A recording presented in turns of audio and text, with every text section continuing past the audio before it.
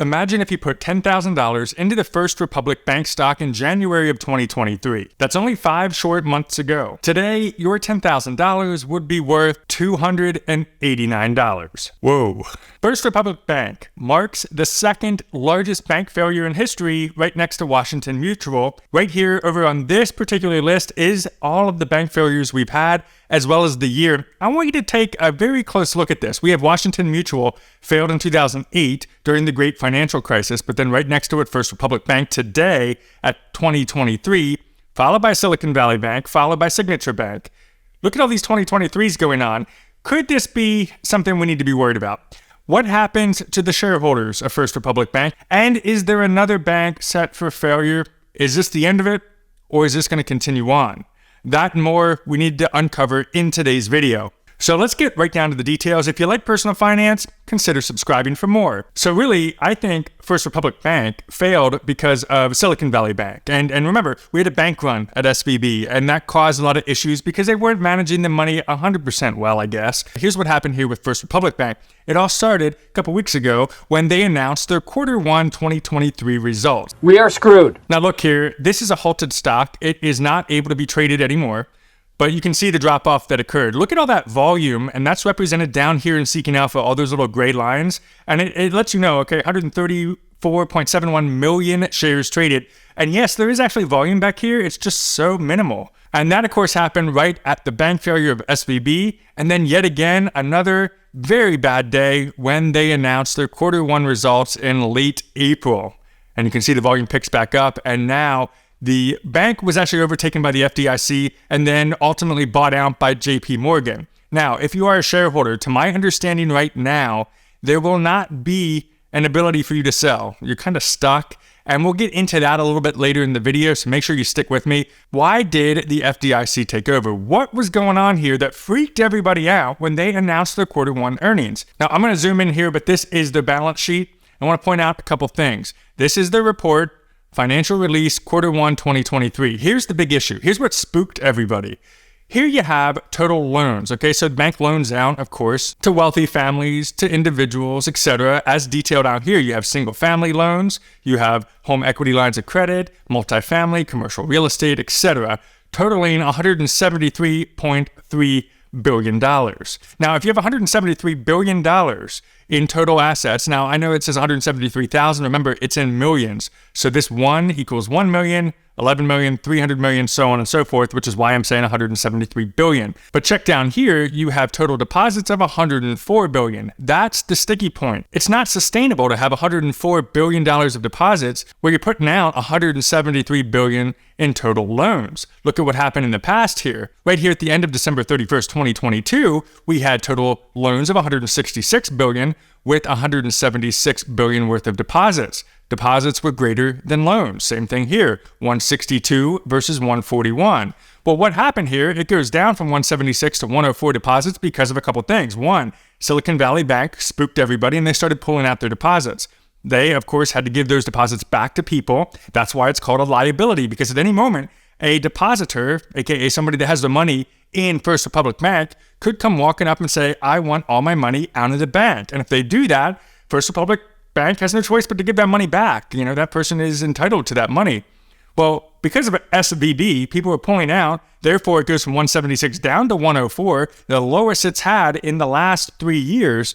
And on top of that, you have all these loans. So your balance sheet is totally screwed. You're effed from this perspective. So as they reveal these numbers, all of a sudden, the stock just plummets. And I mean plummets down to the point where here we are today with a total takeover, and basically this is now a dead stock. Now, a little bit about this, their core customer base was a bunch of wealthy people. So they rarely default on the loan. So theoretically, you could say, okay, with 173 billion worth of loans, why is this a big deal?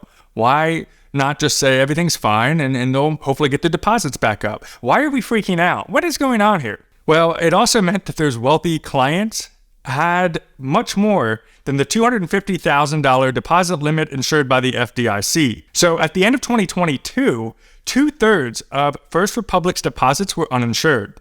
So when SVB and Signature Bank failed earlier this year in 2023, the wealthy people fled over to First Republic Bank to pull out their money because they're like, oh crap, I have more than the $250,000 limit insured by the FDIC, which means if I get caught, I'm going to lose extra money. So let me pull out now just in case First Republic Bank is also in trouble.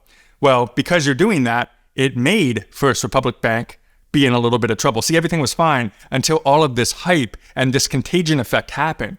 And that's what we got to worry about. What bank is next? What is going to spook other people to start pulling out their money in other banks, especially regional banks? That's what we need to keep our eye on. So deposits dropped by a stunning 41% to that $104 billion that we just looked at on their financial statement in the first 3 months of 2023. And they actually appear to have fallen an additional $12 billion between then and the time of JP Morgan's acquisition earlier today. So what is next? And what could we do as smarter investors, especially if we're holding the bag of any type of stock that we owned in FRC? Well, let's first talk about this other bank that could be in a little bit of trouble. And a lot of people are talking about it, and that is PacWest Bancorp. Right here, you see it on Seeking Alpha, going for $9.25 a share as of the recording of this video. Very volatile, so depending on what day you're watching this price could be all over the place. But you can see the same type of thing happen here where we had a downfall. So this comes in March. SVB happens. This gets a little bit of a wavering volatility. And now we're also seeing a little bit of a pullback as a result of First Republic Bank. But here's what we need to keep our eye on. Same thing that we looked at with the First Republic Bank is what does their balance sheet look like? What are things looking like? Here we are, March 31st, 2023, reporting on their quarter one earnings. So we have total loans and leases held for investment at $25.4 billion. You have $28.1 billion in deposits, exceeding the $25.4 billion of total loans. So the question would become then, are we in a better position with this one, or could this actually see the next contagion effect, which means people are going to get worried because here we have First Republic Bank. They're going to rush over, start pulling out their deposits of this bank, and it's going to report then for quarter two, which means we wouldn't get these results until probably the end of June or early July. And we're going to show some wavering issues, and this is going to have the same effect that we just saw. I don't know. I'm not a psychic. This is just the numbers that you need to keep your eye on. The problem is, because they only report quarterly, just like almost any other company, you don't know. You're not an insider. We don't know if things are going good or bad. Sure, there's signs, there's reports that they could put out, there's news stories, but the only true factor is when they publish their quarterly earnings, just like what happened with First Republic Bank. There was concerns, right? We dropped. I mean, seriously, if you go back here to what happened, you're sitting here high at $144 a share. I mean, holy crap, this stock was going great. And then SVB happened. It drops from about $115, as you see right here, down to $31, and it bounces back up a little bit, and then it falls back down to $12, where it kind of flatlined around the $12 to $14 per share range for all this time. But see, all this time, guess what's happening? Deposits were lower than loans. So really, we didn't know that because we had to wait for that quarterly earnings statement to come out. Then it did, and down we go to absolute failure. Could this happen with the other one? Could this happen with another regional bank? That's what we're going to have to watch very closely. But what if you had this particular stock? Well, first of all, as I mentioned at the beginning of the video, if you were somebody that put in money into First Republic Bank in the beginning of this year, honestly, quite frankly, anytime, because look, it's done fairly well. That hurts. And I hope you're okay. It's not good to lose all this money.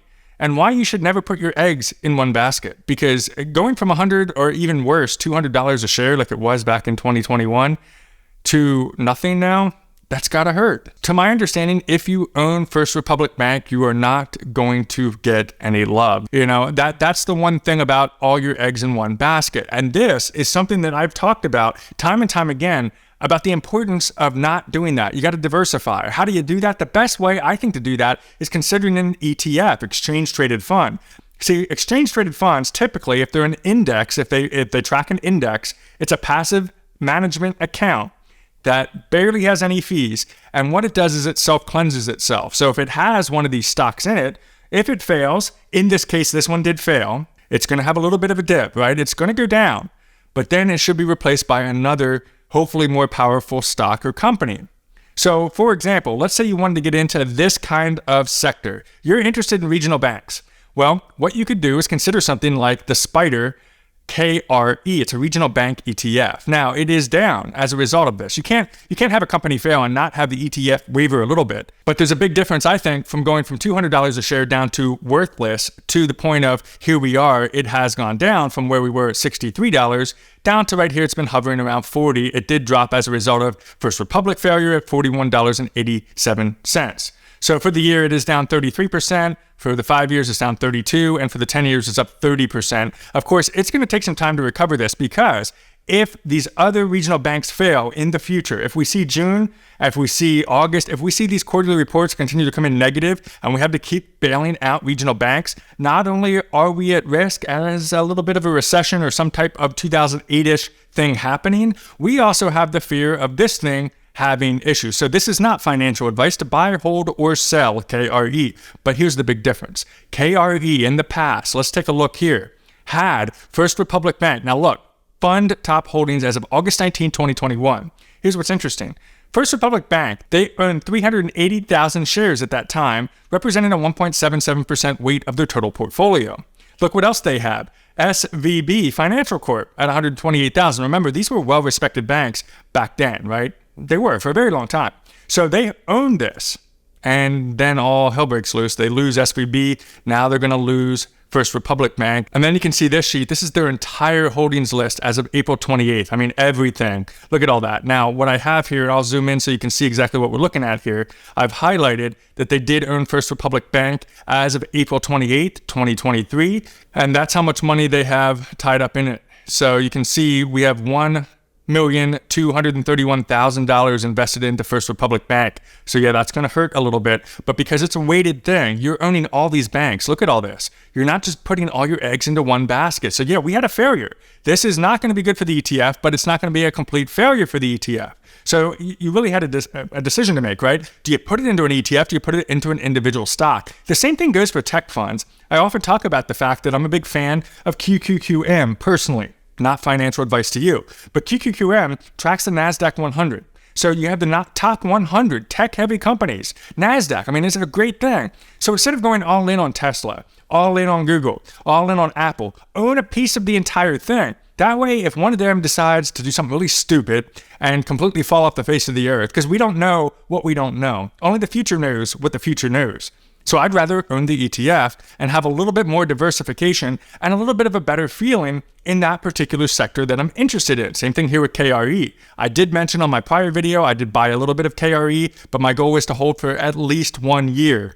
1 year, and that means ups, downs, reds, greens, all the way through until the end. But if you want to learn more about some of these banking ETFs and how they actually function and the different sectors beyond the KRE that only focuses on the small banks, you got to look at this video right here, and we'll see you on this next video.